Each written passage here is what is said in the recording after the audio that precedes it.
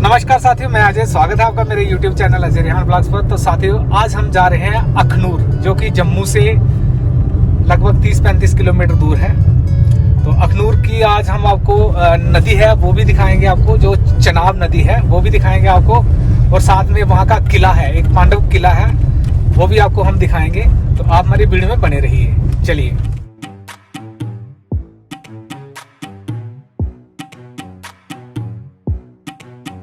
तो जी, अभी हम पहुंच चुके हैं अखनूर रिवर के पास। बस कुछ ही मिनटों में हम उसके पास पहुंच जाएंगे। तो साथ में जो एरिया देख रहे हैं, ये रणवीर नहर है, जो कि आरएसपुरा की तरफ जाती है। साथ में जो आपको दिख रहा हो, ये रणवीर नहर, हम आपको आगे से बताएंगे।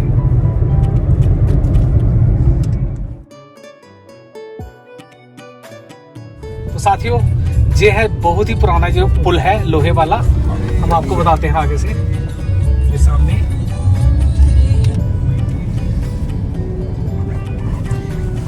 ये जो पुल है, ब्रिज है, ये बहुत ही पुराना ब्रिज है, ये पहले का है। साथ ही ये देखते चलिए, साथ में भी हम गाड़ी लेके इससे गुजर रहे हैं। इसके नीचे कोई भी पिलर नहीं है। ये पुल की एक ये खासियत है कि इसके नीचे कोई भी पुल के नीचे कोई भी पिलर नहीं है। पुराना पुल हमारे शायागर बंधु आपको बताते हैं, वो सामने है। जो नया है, जो अभी जो बना है, वो भी आपको दिख रहा होगा वीडियो में, वो सामने है।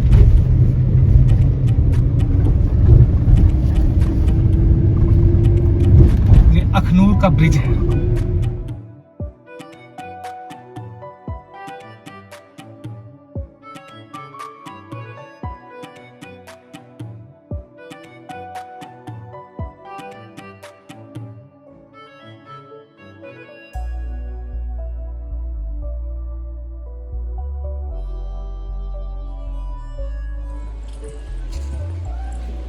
साथियों, अभी हम जहाँ पे नौका विहार करेंगे, यानी कि किश्ती से हम इधर एक राउंड लगाएंगे।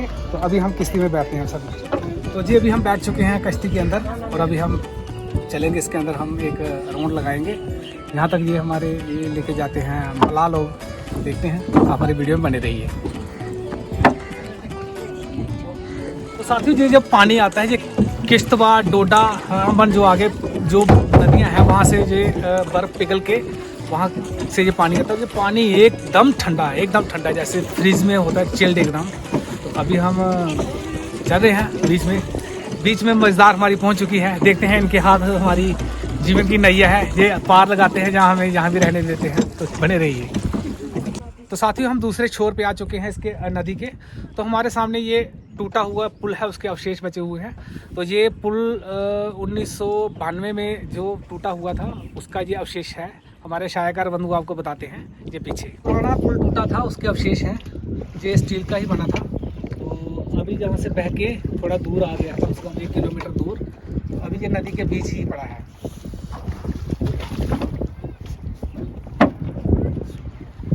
तो जी, जो सामने आपको दिख रहा है, ये किला पुराना, ये फोर्ट दिख रहा है, ये राजा विराट जी एक राजा होते थे जम्मू का, उनका किला है। तो जब भी जो महाभारत के समय काल में जहाँ पे जो पांडव जहाँ पे आए थे, वो अज्ञातवास के लिए वो इसी किले के अंदर रहे थे। और सामने वो आपको पिंक कलर की, केसरी कलर की, वो सामने दूर गुरुद्वारे के पास दिख रही होगी, वहाँ पे पांडव गुफा है। तो पांडव वहाँ पे रहे थे। तो हम आपको आगे का दृश्य भी बताएंगे, तो हमारी वीडियो में बने रहिए। तो ये जिया पोता घाट इसको कहा जाता है। नौका वाले भाई, यही है ना? जिया पोता घाट जो अखनूर में जो स्थित है, इसी को जिया पोता घाट कहा जाता था। और अभी भी यहाँ पे लोग, जब भी कोई किसी की मृत्यु आदि हो जाए, तो हमारे जम्मू में यहाँ पर उसके जो अस्थियाँ हैं, वहाँ पर विसर्जन करने के लिए लोग आते हैं। तो यहाँ पर स्नान आदि करते हैं। तो ये आपके सामने पूरा दृश्य है। तो ये जो नौका के ऊपर इनके जो साथी हैं बच्चे, वो यहाँ पर नहा रहे हैं। तो इनको वही एक्सपीरियंस है यहाँ का। ये वैसे तो पानी बहुत ही गहरा है, परंतु ये नौका के साथ जो भी इनके साथ रहे हैं, तो इनके सहयोगी साथी, वो यहाँ पर स्नान आदि करेंगे। जैसे मस्ती करते हैं, स्नान क्या करना है ये इन्होंने। तो साथियों, ये जो पानी जो आगे बहाव जा रहा है, ये सीधा पाकिस्तान की ओर जाता है। तो पाकिस्तान का यहाँ से दूरी लगभग 6 से 7 किलोमीटर है। यहाँ पे बॉर्डर एरिया ही पड़ता है, ये सामने जो पूरा। तो ये पानी सारे का सारा जो पाकिस्तान में जाता है।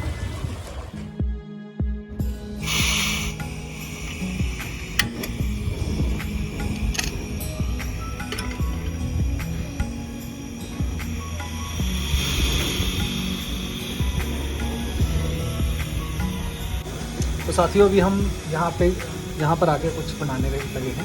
तो अभी हम बनाएंगे मटर पनीर चावल।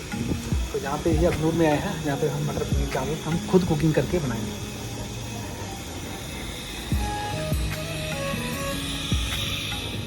सरसों का तेल डालेंगे इसके अंदर, लहसुन प्याज डालेंगे इसके अंदर हम, जीरा डालेंगे 1 चम्मच, तो टमाटर डालेंगे इसके अंदर,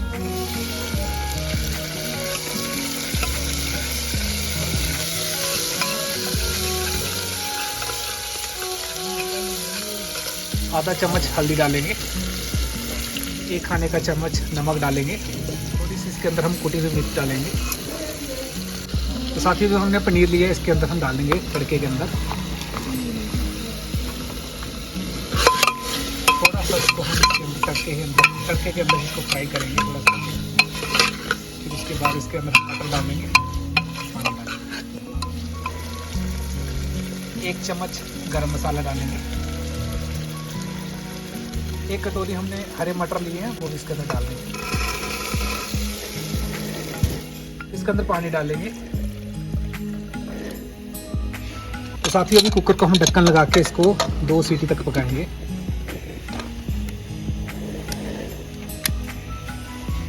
फुल कर देंगे थोड़ा सीटी आने तक।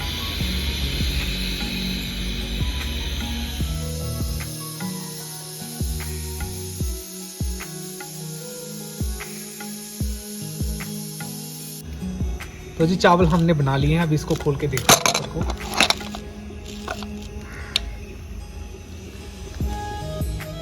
तो चावल बनके हमारे तैयार हैं, अभी हम इसको सब्जी के साथ खाते हैं। तो जी सब्जी इसके अंदर हम डाल देंगे। सब्जी थोड़ी पतली पतली बनी है क्योंकि हमने पानी ज़्यादा डाल दिया था, तो चलो फिर भी चलेगा। तो जिया पोता घाट के पास सामने आपको एक आकृति बनी हुई दिखाई देगी, जो कि महाराजा रणजीत सिंह जी, महाराजा गुलाब सिंह जी का तिलक अभिषेक कर रहे हैं। ये आपके सामने, ये बिल्कुल घाट के सामने एक प्रतिमा की बनाई है, बहुत ही अच्छी प्रतिमा पर दिख रही है सामने। तो ये सामने घाट है और घाट के बिल्कुल सामने ये इनका तिलक अभिषेक करते हुए बताया गया है इसलिए। तभी हम आगे चलते हैं पांडव गुफा देखने के लिए। तो ये घाट के बिल्कुल सामने ये कुछ बरामदे बनाए हुए हैं, उसके पास ही आगे जाके पांडव गुफा है। ये सामने कुछ भगवान बजरंगबली जी का मंदिर है, ये सामने आप देख सकते हैं।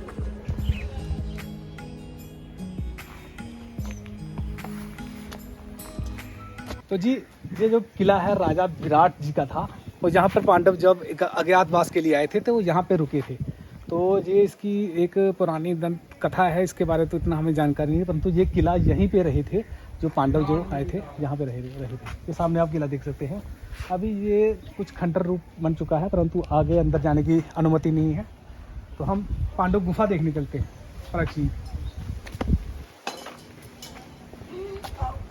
तो साथियों अभी हम पांडव गुफा देखने के लिए चले हैं, तो आप भी हमारे साथ बने रहिए, चलते रहिए हमारे साथ, चलिए। तो साथियों रास्ते में चलते हमें बेल का वृक्ष मिला, तो नीचे कुछ बेल पड़े भी हैं, शायद आपने कहीं देखा होगा। बेल का फल कुछ ऐसे होते हैं, तो ये टूटा हुआ था, तो इसका बहुत ही फ़ायदा होता है। इसका वो बनता है, शरबत बनता है। ये पता नहीं ठीक है कि नहीं, ये देखते हैं। कुछ ऐसे जिसको बिल पत्र जो शिव जी के ऊपर चढ़ाते हैं, उसके ही फल है ये। साथियों अभी हम प्राचीन पांडव गुफा के पास पहुंच चुके हैं, तो हम आपको अंदर का दृश्य दिखाते हैं।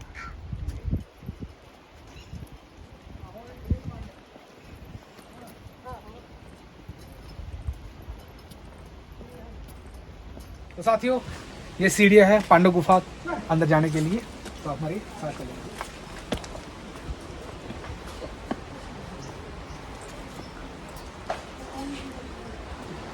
मात्र 10 से 12 सीढ़ियाँ हैं ऊपर चढ़ने के लिए। तो ये गुफा का अंदर का प्रवेश द्वार है।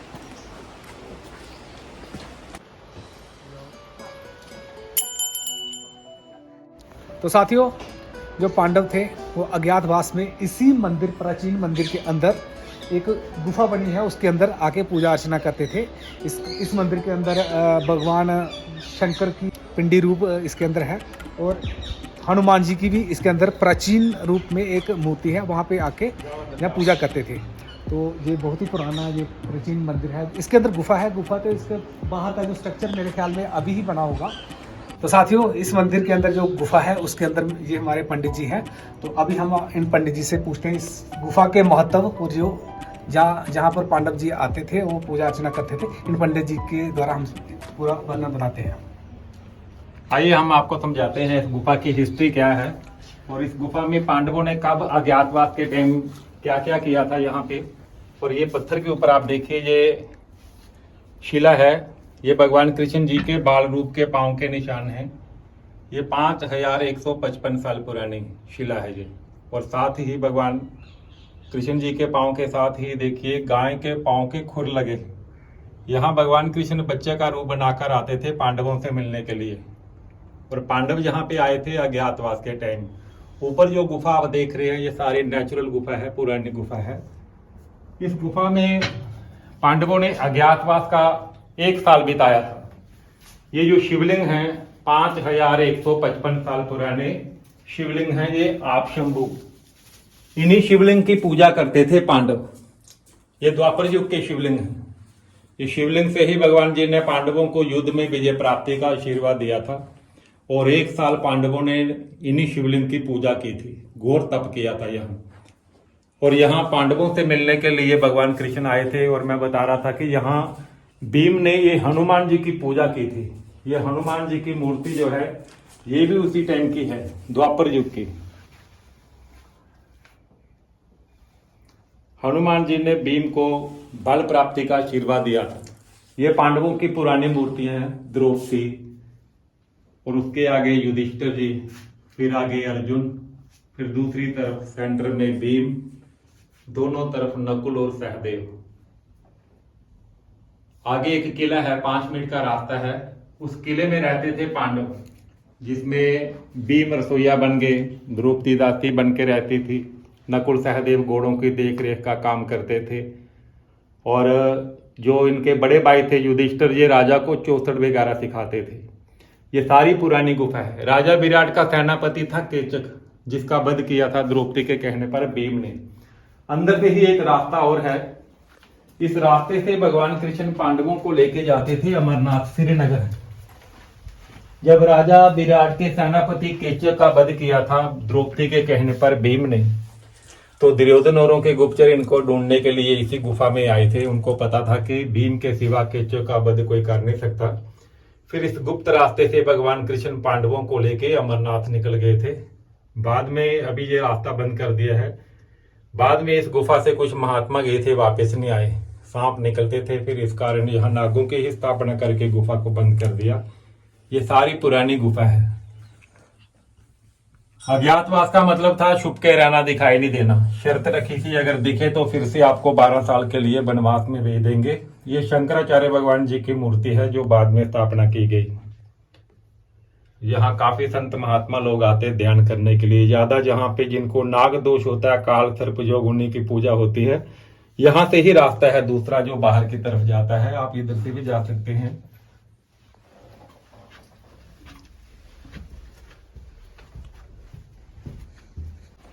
यहाँ काफी दूर दूर से लोग आते हैं दर्शन करने के लिए। और ये शनिदेव की मूर्ति है जो बाद में स्थापित की गई है। और बाहर चंद्रभागा नदी है, चनाब नदी। जब बरसात का मौसम होता है तो ये बाहर का जो ग्राउंड है तो नदी यहाँ तक भी आ जाता है, नदी का पानी। ये बहाव यहाँ तक आया। हाँ, यहाँ तक आ जाता है पानी नदी का। तो पंडित जी, हमने एक बात सुनी है और देखा और सुना भी है कि जो नदी का बहाव है, जहाँ से एकदम शोर मचाती हुई नदी जाती है और आगे जो जिया पोता गाढ़ है वहाँ पर शांत होती है। इसकी भी कोई दंत कथा या कुछ? यहाँ से ही नदी शांत है। यहाँ से लेकर जिया पोता तक नदी बिल्कुल शांत है। यहाँ पांडव जब तपस्या करते थे तो भीम सबसे ज्यादा तपस्या करते थे अंदर बल प्राप्ति के लिए, हनुमान जी की पूजा करते थे। मैं अंदर बता दूँ आपको जी।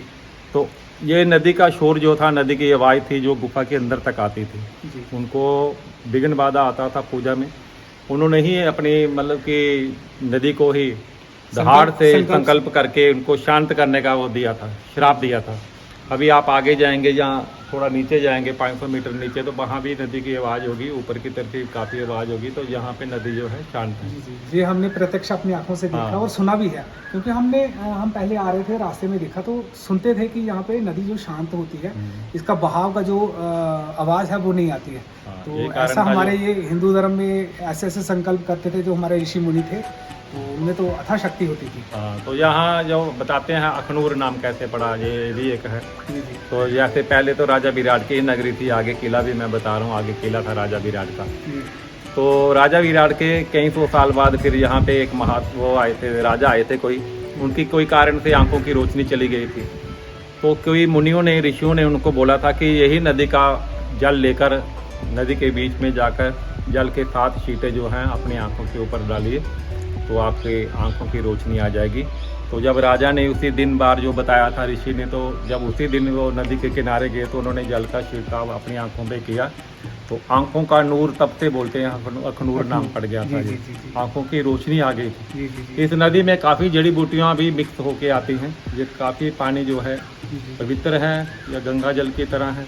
और काफ़ी लोग जो हैं यहाँ पे स्नान करने के लिए संक्रांति, अमावस्या में, पूर्णिमा में, बैसाखी के दिनों में काफ़ी लोग आते हैं। पंडित जी, जहाँ पे हमने सुना है जहाँ पे मेला भी लगता है, वो उसका समय और क्या तिथि क्या है? ये हर बैसाखी में मेला लगता है। कोरोना के टाइम थोड़ा 2 साल हो गए, अभी कोई मेला वगैरह लगा नहीं जी। तो शिवरात्रि में भी लगता है और बैसाखी में भी लगता है।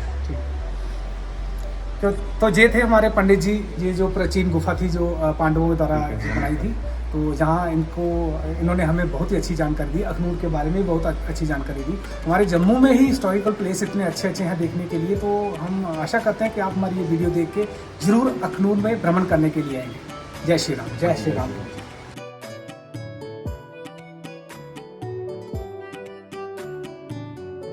तो साथियों, यही था आज की कुछ वीडियो में। हमने सोचा कि आपको अखनूर की भ्रमण यात्रा कराएं, तो आपके लिए ये वीडियो लेके आए हैं हम। तो आशा करते हैं कि आज की जो वीडियो है आपको पसंद आई हो तो कृपया शेयर, कमेंट और सब्सक्राइब जरूर करें। मिलते हैं एक और नई वीडियो के साथ, तब तक के लिए जय श्री राम।